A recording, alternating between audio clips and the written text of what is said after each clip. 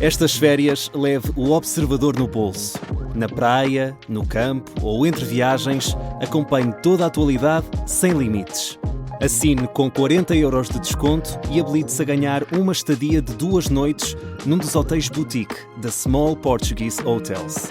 Este verão, desligue da rotina, não da informação. Assine em observador.pt.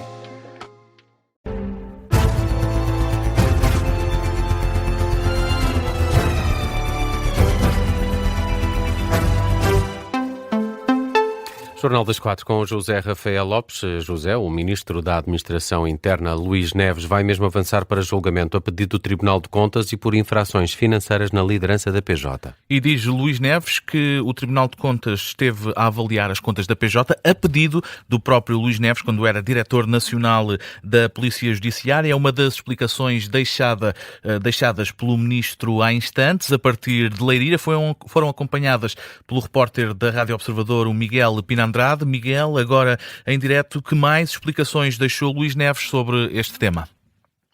Disse que tinha sido, como disseste, um pedido do próprio Ministro fazer esta inspeção. O Ministro Luís Neves refere que depois desta inspeção a Polícia Judiciária até se saiu bem. A expressão utilizada pelo Ministro da Administração Interna justifica estes gastos que foram com viagens como uma forma de salvar uma grande operação de combate ao crime. Depois, no final destas declarações, disse mesmo que o valor era mínimo e, questionado sobre o valor exato, disse que eram 2.500€. Sobre o pedido de investigação da Ministra da Justiça, Rita Alarcão-Júdice, disse à Polícia Judiciária, o Ministro da Administração Interna diz que a Ministra agiu bem. O Sr. Ministro da Justiça ordenou e ordenou bem. Eu já disse que estou absolutamente tranquilo e ainda bem que todas essas auditorias, investigações, averiguações, audições se façam para que, no final, a verdade de tudo venha ao de cima. Portanto, quero dizer que estou absolutamente tranquilo e também que estou desejoso, se necessário for, de colaborar e contribuir com o meu conhecimento para essas questões.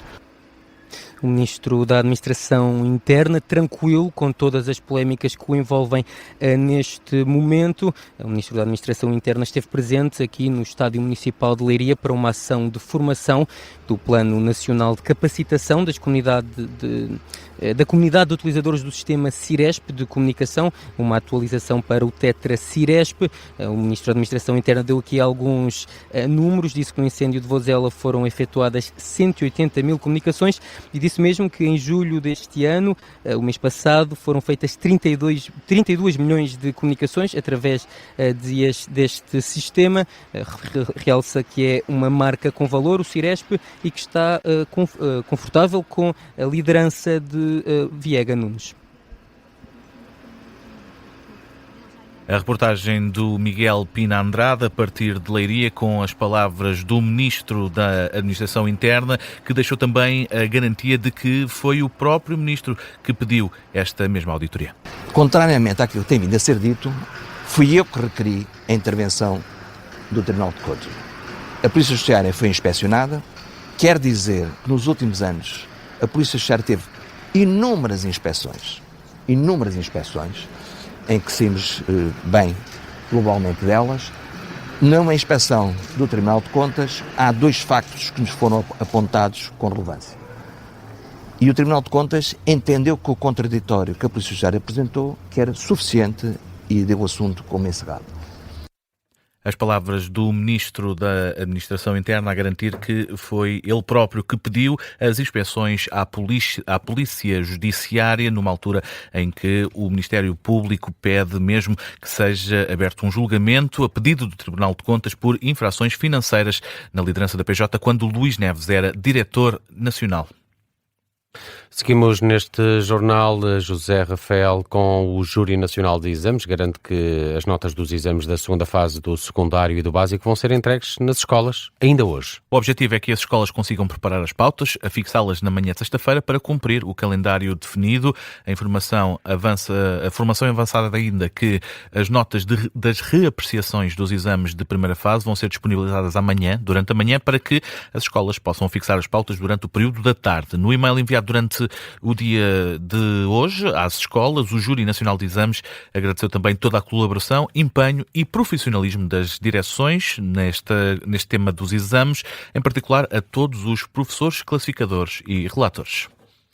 O PS acusou o Governo de discriminar o setor social na execução do Plano de Recuperação e Resiliência. Os socialistas defendem que os equipamentos sociais deviam de beneficiar das mesmas regras que os restantes investimentos. Posição transmitida à agência Lusa pela antiga Ministra do Trabalho, Solidariedade e Segurança Social dos governos de António Costa, Ana Mendes Godinho, um dia depois da Conferência Nacional das Instituições de Solidariedade ter enviado uma carta ao Primeiro-Ministro a manifestar indignação pela exclusão dos equipamentos sociais do conceito de conclusão substancial das obras financiadas pelo PRR. Ana Mendes Godinho diz que a exclusão deste conceito coloca em risco os investimentos e alerta que há projetos em risco, instituições que podem vir a ser obrigadas a devolver dinheiro a Bruxelas.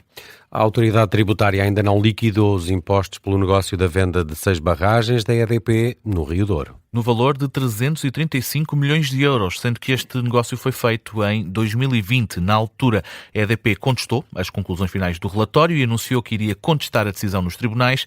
Mais de 3 meses depois, o valor não foi ainda liquidado. A autoridade tributária tem até outubro para pagar o que é devido. Caso não o faça, o direito a liquidar caduca. A grande repórter do Observador, Ana Suspiro, diz que a origem desta história está no facto da empresa ter contestado o pagamento dos impostos. Parece ter havido, de facto, desde o início deste processo, uma certa resistência, diria, em reconhecer que dentro da administração fiscal, em reconhecer um bocadinho que aquela operação deveria pagar impostos. Tivemos uma ação do Ministério Público, a própria autoridade tributária esteve envolvida nessa ação do Ministério Público e chegou à conclusão que sim, que havia impostos a pagar.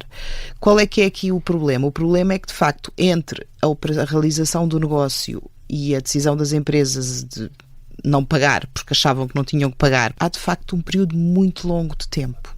O Movimento Terras de Miranda, que alertou para esta situação, já veio avisar sobre o prazo de caducidade dos impostos. Defendem que a autoridade tributária se a autoridade tributária não liquidar este valor, se tratará de um perdão fiscal escandaloso. Ana Suspiro considera pouco provável que tal venha a acontecer. Pode acontecer que isto se arraste tanto tempo que eu penso que não vai acontecer, não é? Que se o fisco deixar passar o prazo para liquidar o imposto, caduca o direito a cobrar o imposto. Não temos informação de que isso vai acontecer. Aliás, o artigo explica mais ou menos os passos que têm que ser dados antes da liquidação chegar às empresas. Não deixa de ser um alerta e é importante porque, de facto, o prazo está a contar. A decisão do Ministério Público é de outubro do ano passado e nós estamos em julho, aliás, em agosto de 2026 e a conta, digamos assim, ainda não foi apresentada às empresas. As explicações da grande repórter do Observador sobre o facto da autoridade tributária ainda não ter liquidado os impostos pelo negócio da venda de 6 barragens de EDP no Rio Douro. Falta menos de uma semana para o eclipse solar. Vai acontecer já no próximo dia 12 de agosto. À medida que o dia se aproxima, aumenta a pesquisa e a curiosidade sobre este fenómeno, assim como a prevenção que as pessoas devem ter. Está a decorrer uma caça aos óculos específicos de proteção para observar o eclipse. Foram distribuídos centenas de milhares de óculos por mais de 600 ópticas em todo o país. O estoque disponível esgotou por 2 vezes e neste momento não há informações de nova reposição. No entanto, é possível comprar óculos em farmácias, lojas online e supermercados. Contudo, é necessário verificar a certificação dos óculos. Devem ter o ISO 12312 IFAN 2, é o que é preciso, esta certificação. A diretora executiva do Centro de Ciência Viva de Bragança, Clotilde Nogueira, lembra que ninguém pode olhar diretamente para o sol para evitar problemas de saúde graves e mesmo com os óculos de observação certificados, há normas que é necessário ter em conta, sendo que a observação direta não deve exceder os 10 segundos. Não basta termos só uns óculos certificados para termos uma observação segura. Há diversos aspectos que temos que atender para observarmos em segurança, como, por exemplo, estarmos só cerca de 10 segundos com os óculos a olhar para o sol e depois temos que retirar e estar sem observar durante algum tempo, durante alguns minutos, para podermos voltar a fazer a observação com os óculos. A diretora executiva do Centro Ciência Viva de Bragança, em declarações na Rádio Observador, de acordo com o site da Ciência Viva, o eclipse em Portugal será total apenas numa área restrita do Parque Natural de Montesinhos, perto de Bragança. De acordo com os especialistas, se quiser fotografar o fenómeno, seja com uma câmara fotográfica ou com o telemóvel, é recomendado o uso de filtros adequados que estão à venda em lojas de eletrónica. Um eclipse que está também em destaque na Rádio Observador, com o guia para o eclipse. Vai para o ar sempre depois do Jornal das 5. E agora olhamos para outras notícias em destaque a esta hora. Morreu o pai Guerra, o fundador da Universidade Católica do Porto, o professor Francisco Carvalho Guerra, tinha 94 anos. Numa nota de pesar assinada pela reitoria da Universidade, a instituição recorda com um profundo pesar Carvalho Guerra, um homem que, dizem, deixou uma marca profunda na afirmação e no desenvolvimento daquela casa de ensino. Já está na estrada a primeira etapa da Volta a Portugal em bicicleta. Quase 120 ciclistas pedalam a ligação de 150 km entre Lourinhã e Sintra. Julius Johansson, dinamarquês, vai vestindo a camisola amarela. Rui Oliveira está a 4 segundos, é segundo na geral, depois do prólogo de ontem. E faltam 54 km para a meta.